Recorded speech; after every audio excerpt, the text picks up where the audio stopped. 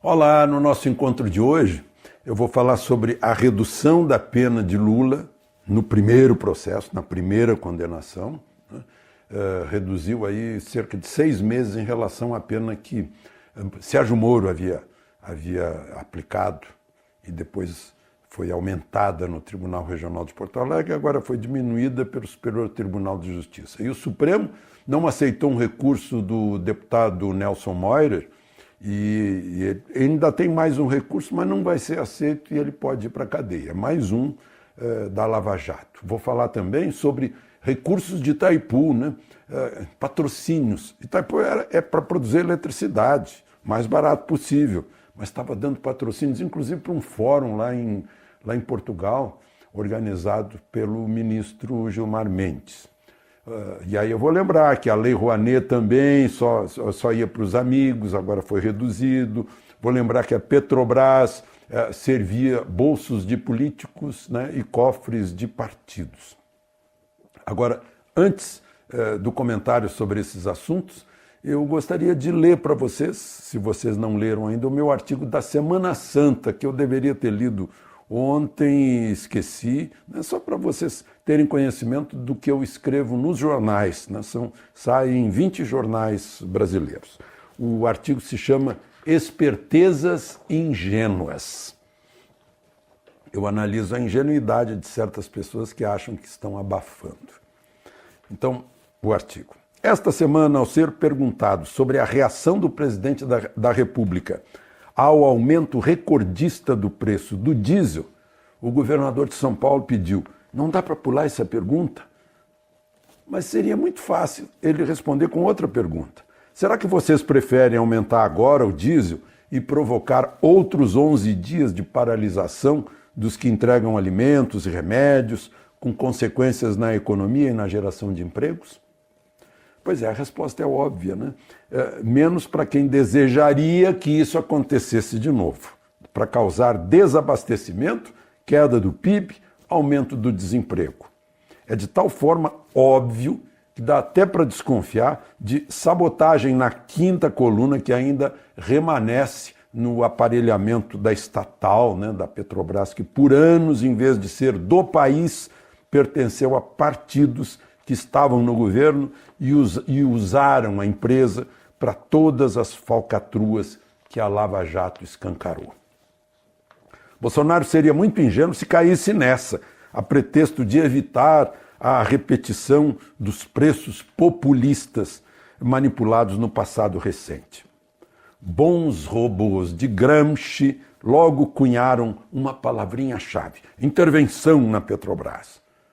Vocês lembram como ficou consagrado o termo golpe militar, repetido, tal como recomendava Goebbels? Pois é, a gente que testemunhou tudo sabe que foi um movimento da mídia e movimento católico, sobretudo. Já falei disso aqui.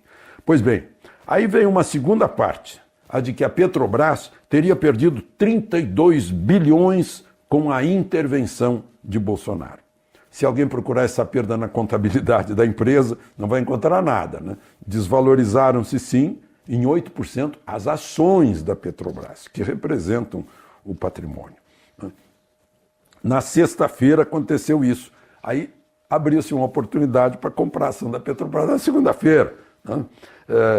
Só que o valor das ações também depende do preço do petróleo, da cotação do dólar, dos movimentos do cartel da OPEP, né, dos tweets de Trump, né, como se o preço do diesel não variasse também de acordo com cada estado da federação, em que o ICMS oscila de 12% a 25%. Bom, na Semana Santa, então, quando saiu esse artigo, eu falei da oportunidade de uma ação, de outra ação de fácil resposta. É que o presidente da República, numa reunião com evangélicos, referindo-se ao Holocausto judeu na Alemanha de Hitler, disse que se pode perdoar, mas esquecer nunca. Aí veio uma reação dos robôs, né, que viram nisso um ponto de atrito com Israel, que tinha sido recém-visitado. Israel, um dos países mais importantes do mundo em ciência e tecnologia, havia sido deixado de lado pela política externa brasileira durante décadas. O atual presidente foi lá para reequilibrar a balança. Aí foi criticado por estar perto de Netanyahu, que havia vindo, tinha estado em Brasília na posse, dia 1º de janeiro. Pois não é que o Bibi Netanyahu foi eleito pela 5ª vez chefe de governo de Israel. E aí os robôs ficaram furiosos, né? Jogaram com o tema do Holocausto, que é muito caro de Israel. A resposta fácil é que para os cristãos, e o presidente é cristão, o perdão que vem em primeiro lugar. Está ensinado por Cristo no Calvário, né? Que disse, Pai, perdoai-os. E isso a gente lembra na Semana Santa. Aí também fica muito atual a segunda parte dessa frase de Cristo, né? Aplicada àqueles que apostaram que o aumento do diesel ia provocar os caminhoneiros para um novo rombo no casco, porque esses que estão apostando não gostam do capitão do navio. Para esses apostadores, vale a segunda parte do perdão de Cristo. Eles não sabem o que fazem. Bom, vamos então à gravação de rádio.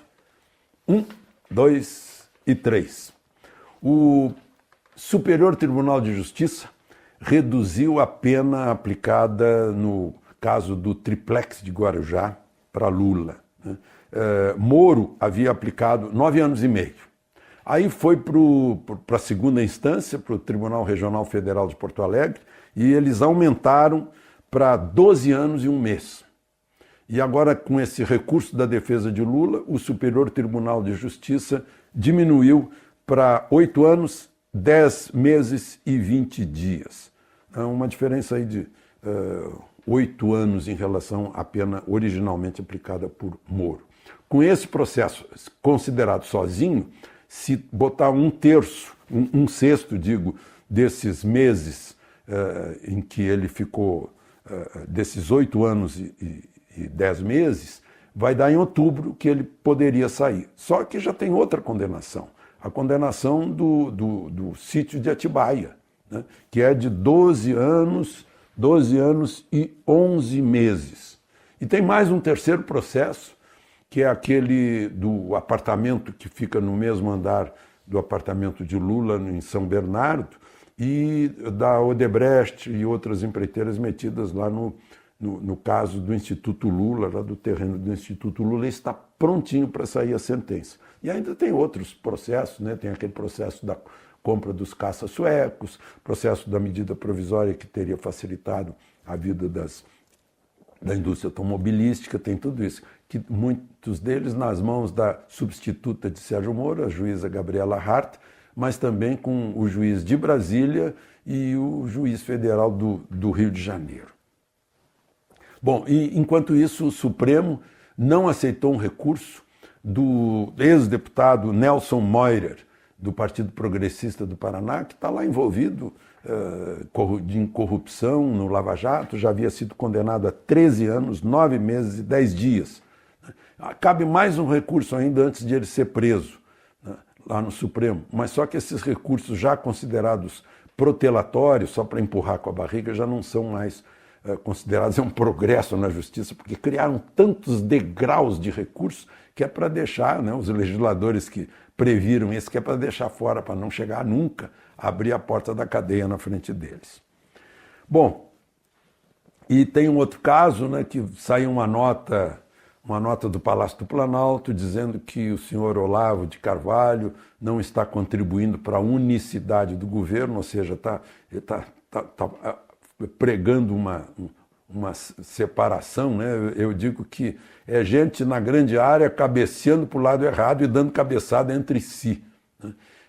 E parece que Olavo acabou sendo expulso de campo ou foi para escanteio, e acho que o presidente faz muito bem, né, com esse que criaram como guru dele, né? Ficaram dizendo, considerado guru de Bolsonaro. Eu nunca ouvi falar que ele desse conselhos para Bolsonaro, essas coisas. Bom, outra questão é de Itaipu. Eu lembro da construção de Itaipu. Foi feita para garantir eletricidade para o Brasil, senão a gente já teria fechado, né, se não fosse Itaipu.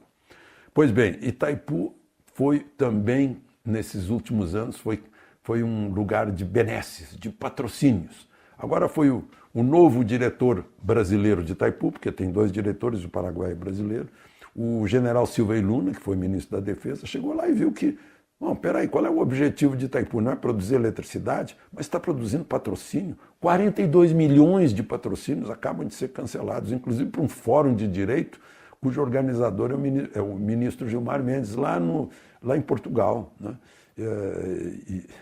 Enfim, está certo, né? Porque está escrito na Constituição, né?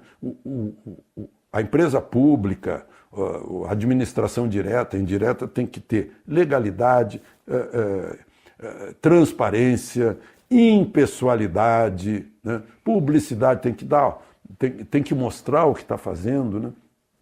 E tem que ter eficiência também. Essas histórias aí de fazer favor não ajudam. Por isso que já pegaram também a Lei Rouanet, que era para os amigos. 60 milhões era o limite. Agora o limite para grandes empresas ou organizações pró-cultura ficou em 10 milhões. Agora para projetos individuais é 1 milhão no máximo. Estava assim, locupletando os amigos que cobravam ingressos lá em cima também. Não era uma coisa para baratear ingresso como está sendo agora. Agora o ingresso vai ser barateado para aproximar a cultura. Não estou falando de show, nem de show business, né? Tem que separar um pouquinho, né? Tem pessoas, artistas, que ganham muito e ainda recebem dinheiro do Estado, ou seja, o nosso dinheiro, dinheiro dos nossos impostos, para ajudar a produzir um grande espetáculo e ganhar muito dinheiro, né? Essa história tem que acabar, né?